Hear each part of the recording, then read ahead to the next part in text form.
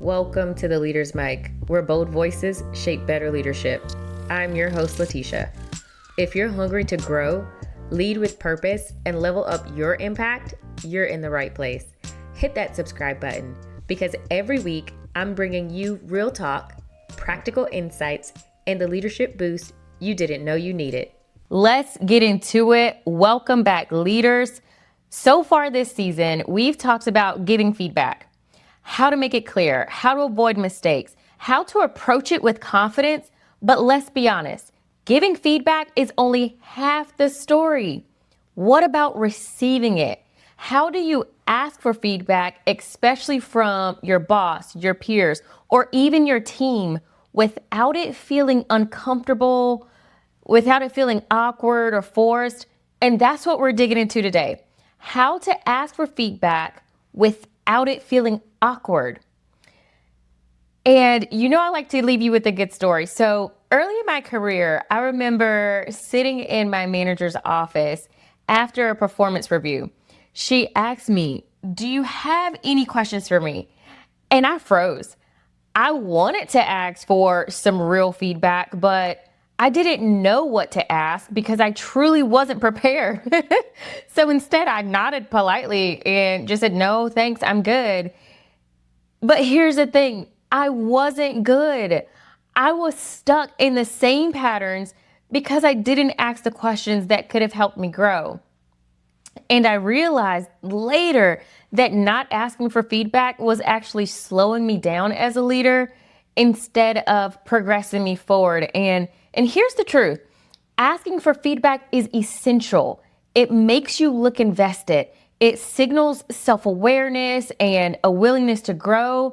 But the awkwardness we feel, that comes from two things: fear of what we might hear, and then also just simply not knowing how to ask.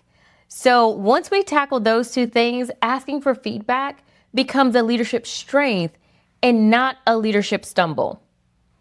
So how do you ask for feedback without it being awkward?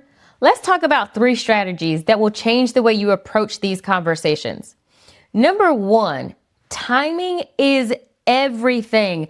I love it when I get a meeting invite or someone reaches out to me and say, "Hey, can I schedule a meeting so that we can chat?" Now, give some context as well, because that's also important.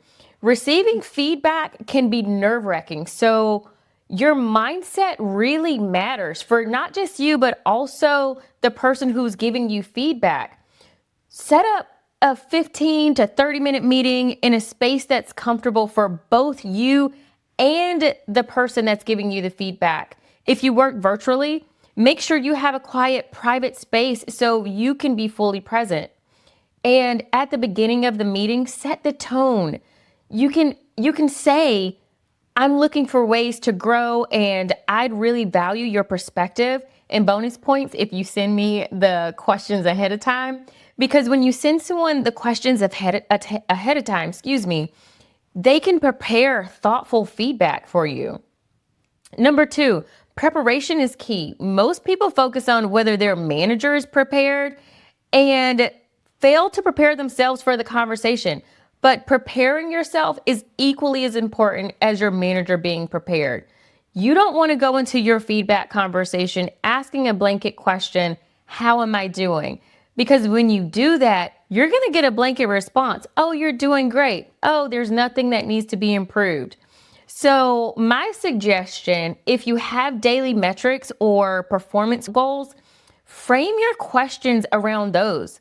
For example, if you have performance metrics, you can ask, "I know I'm not hitting my sales targets. Are there 1 or 2 areas I could improve to increase my volume?" That right there gives it some substance and makes it specific. And if you don't have metrics, think about skills or traits that matter most in your role. Maybe it's leading meetings, project management, or even communication. Try asking, "In leading meetings, what are 1 to 2 ways I can improve?" Again, you're being specific, you're asking for substance, and then you can leave out of that meeting having true feedback that works. Number 3, Set goals. A strong feedback conversation should not end with vague takeaways. Before you wrap up, work with that person to identify clear and tangible goals. Even better, set up a follow-up meeting so you can check in on your progress. That way, feedback becomes a living, breathing part of your growth and not just a one-time conversation. Here's your mic'd up moment for today. Don't just ask for feedback, create the space, prepare with intention, and walk away with goals you can act on. Leaders grow when feedback becomes a habit and not just an event. If this episode gave you a new perspective on asking for feedback, then share it with someone who's also navigating in this season to help them grow. And if you're enjoying the Leaders Mic, don't just listen. Subscribe, leave a review, join me on Instagram and LinkedIn, where I'm sharing more leadership tools and encouragement.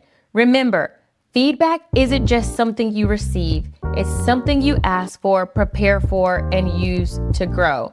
Until next time, keep learning, keep leading, and keep growing.